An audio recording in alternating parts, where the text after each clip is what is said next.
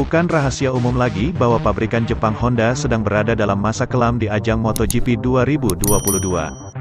Terutama setelah Marc Marquez mengalami cedera parah pada musim 2022 hingga membuat dirinya harus menjalani operasi lengan sebanyak 4 kali.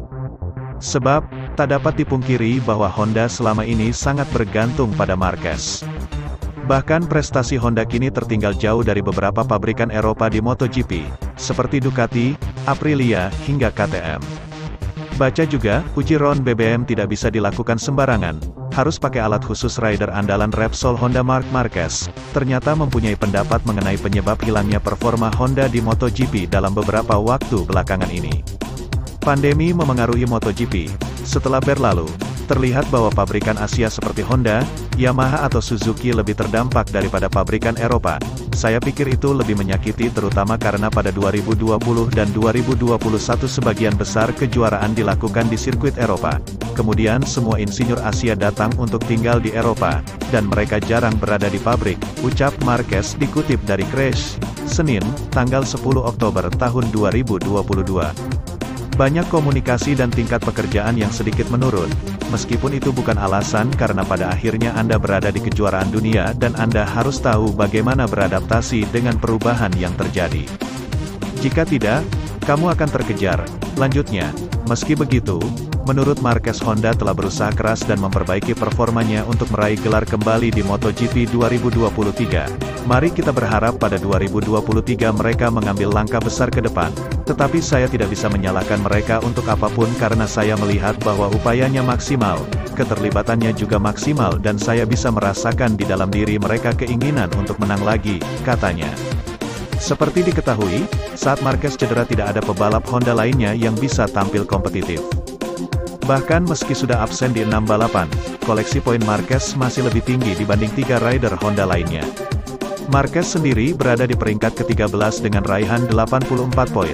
Sedangkan Alex Marquez di posisi 16, 50 poin. Pol Espargaro ke-17, 49 poin. Dan Takaaki Nakagami ke-18, 46 poin. Kembalinya Marquez di lintasan juga tentu memberikan semangat baru bagi Honda. Terlebih lagi pada 2 seri terakhir The Baby Alien mendapatkan hasil yang positif, yakni finish di posisi keempat pada MotoGP Thailand dan menempati posisi kelima di Grand Prix Thailand. Sementara itu setelah kehilangan konsesi, KTM mengalami kemunduran. Prestasi pabrikan Austria terjun bebas dan bertengger pada peringkat keempat klasemen konstruktor, di belakang Ducati, Aprilia, dan Yamaha. Setelah mengalami roller coaster, mereka kembali menggeliat dalam 2 balapan terakhir. Brad Binder menjadi runner-up MotoGP Jepang, sedangkan Miguel Oliveira merajai MotoGP Thailand yang dilangsungkan dalam cuaca buruk. Itu merupakan sinyal bahwa pengembangan mereka mulai bergerak ke arah yang diinginkan. Mereka mempelajari data dengan seksama sekaligus membuat perbaikan sesuai kebutuhan. Setelah kambuh lagi masalahnya di musim semi, kami mengumpulkan data selama berminggu-minggu dan berbulan-bulan, kemudian menganalisis area mana dari kurva di mana kami kehilangan waktu.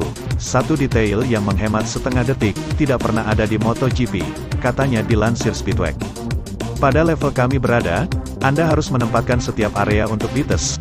Sebelum tes resmi Misano, kami banyak mengerjakan garpu, penyerap guncangan dan elektronik. Pada prinsipnya, kami mengurus setiap bagian non-homologasi. Itu sebuah kerja keras karena kami berurusan dengan elektronik, pengembangan tenaga dan suspensi. Di saat bersamaan, kami dapat jawaban pertama di trek, kami gembira dengan hasilnya. Hasil di MotoGP Aragon jadi acuan sehingga mereka merasa sangat optimistis meletakkan dasar untuk musim depan. Sejatinya, RC16 sudah menunjukkan kemajuan dari sisi kecepatan. Hanya saja, ketika dibandingkan dengan Ducati, mereka tampak sangat lamban.